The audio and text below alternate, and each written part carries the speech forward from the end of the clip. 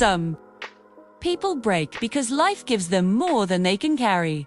Others rise because they discover a strength they never knew they had. This is the story of Samuel Ho, the homeless man who built hope. Samuel wasn't always homeless. He once had a job, a home, and a loving mother who believed he would one day shine brighter than the city lights. She was his everything, his anchor in a chaotic world. But life has a cruel way of testing us.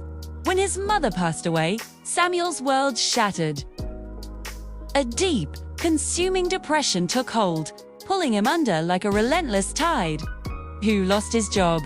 His savings dwindled to nothing, and soon, the one place he called home was gone too. The city streets became his new reality. He was just another shadow among the bustling crowds, another face people chose not to see.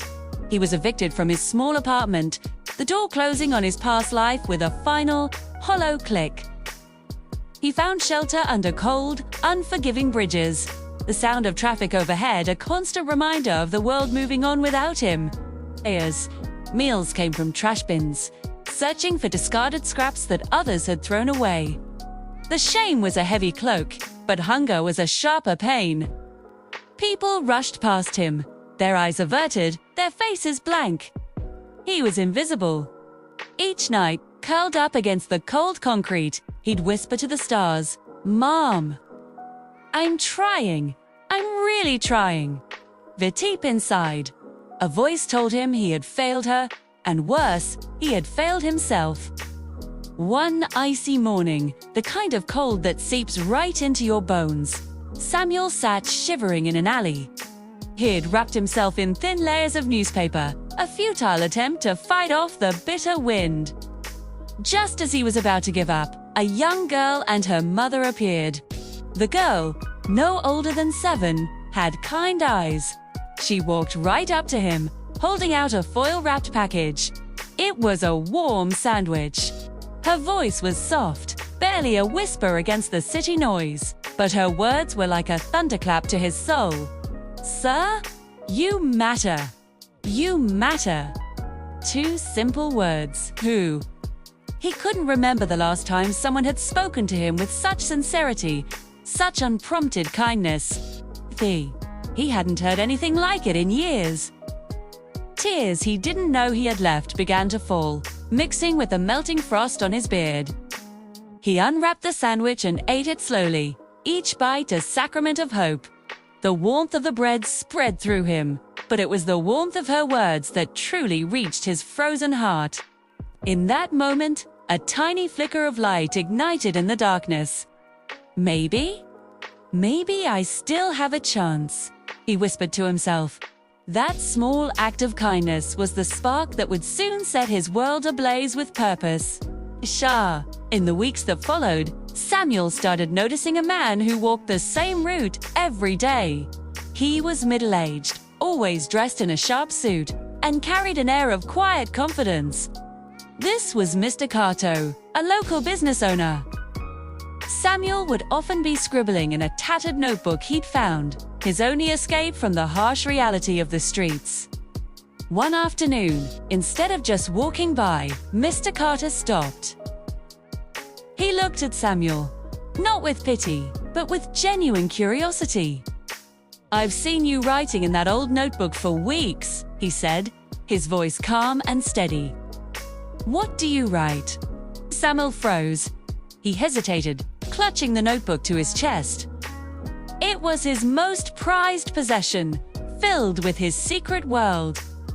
Inside were not just words, but sketches, diagrams, and ideas for inventions and small tools, things he imagined could make life a little easier for people. He had designed a special grip for arthritic hands, a clever device for opening stubborn jars, a collapsible cart for carrying groceries. Shyly, with trembling hands, he handed the notebook to Mr. Carter. Mr. Carter took it gently and began to flip through the pages. His expression shifted from curiosity to focus, and then to pure astonishment. He stopped on a page detailing a unique hinge mechanism. He just froze, staring at the drawing. "These designs," he said, his voice filled with awe, "are brilliant." Samuel couldn't meet his gaze. He lowered his eyes, his voice barely audible. "No one ever said that before." A warm smile spread across Mr. Carter's face. "Well, they should have," he replied. "Come by my workshop tomorrow. I'll leave some clean clothes out for you." Samuel's heart hammered in his chest. He didn't know it yet, but this stranger had just opened a door he thought was locked forever. The next morning, Samuel stood outside the workshop, a knot of anxiety tightening in his stomach. He was nervous, unsure, feeling out of place. But he took a deep breath and walked in. Just as he'd promised, Mr. Carter was there. He didn't ask questions or make Samuel feel small. Instead, he simply handed him a fresh set of clothes, pointed him toward a shower, and had a warm lunch waiting. It was more than just charity. It was a profound act of respect. For the first time in years, Samuel felt human again. After he had cleaned up, Mr. Carter gave him a tour. The workshop was a symphony of creation, filled with tools, buzzing machines, and sturdy workbenches. The air smelled of sawdust and opportunity. "You have ideas," Mr. Carter said, his eyes gleaming. "Let's build them." At first, Samuel worked silently in a corner, terrified of making a mistake, of proving he didn't belong. But Mr. Carter's quiet encouragement was a constant support. Slowly, tentatively, Samuel began to bring his notebook sketches to life. His talent, buried for so long under layers of grief and despair, blossomed with astonishing speed. He created a foldable chair that was perfect for seniors, a lightweight ergonomic tool for mechanics, and dozens of other small, clever inventions that simplified everyday tasks. The other workers in the shop began to notice. Whispers turned into praise. "That guy is a genius," one would say. "I've never seen talent like that." Another would admit. With each project he completed, with each paycheck he earned, Samuel was rebuilding not just things, but his confidence, piece by piece. A few months passed. The workshop had become his sanctuary, and the people in it, his community. One evening, after a long day's work, the employees gathered for a small get-together urged on by Mr. Carter. Samuel agreed to share his story. He stood before them, his voice soft but steady. "I wasn't homeless because I was lazy or because I gave up," he began. "I was lost, I was grieving, I was broken. The world felt too heavy, and I just fell. But one small act of kindness, a sandwich from a little girl who told me I mattered, gave me the hope to try again." A profound silence filled the room. You could feel the weight of his words settle on everyone. Mr. Carter stepped forward and put a hand on Samuel's shoulder. "See." He looked around at the faces in the room and said, "Talent can be hidden by pain, but pain does not erase talent. We just have to be willing to look past the surface." He turned his warm gaze back to Samuel. "You're not homeless anymore, Samuel. You're family." At those words, the dam inside Samuel finally broke. He broke down in tears, not of sorrow, but of overwhelming gratitude and relief. He was finally home. With his confidence restored and his creative spirit ignited, Samuel poured his energy into a new project, one that was deeply personal. Months later, he unveiled his prototype. It was a compact, portable shelter for homeless individuals.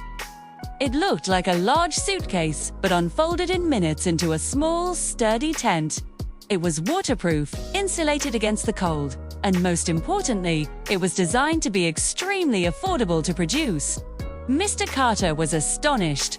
He examined the brilliant design, the thoughtful details, the sheer practicality of it.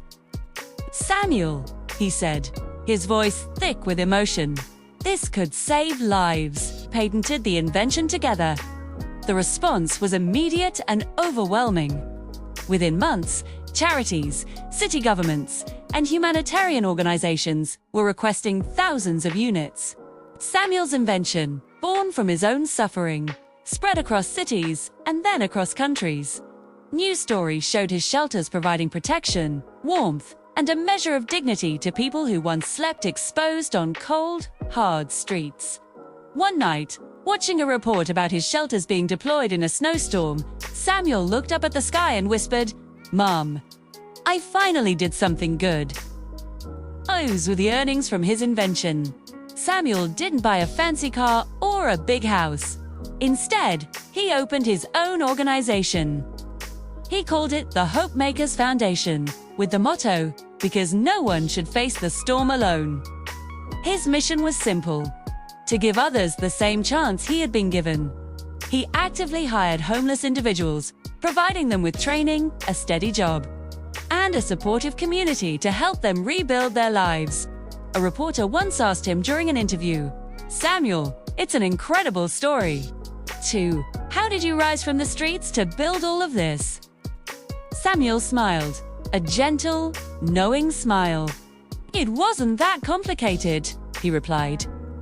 "Someone gave me a chance, and I decided to pass it on." Everyone you meet carries a story you will never fully understand, a burden you can't see. Kindness doesn't cost much, but its value is immeasurable. It can change everything. Samuel was once homeless, but he became a home for others. Pain broke him, but purpose rebuilt him, stronger than ever before. Thank you for watching. This story moved you? Please consider sharing it. You never know who might need to hear it.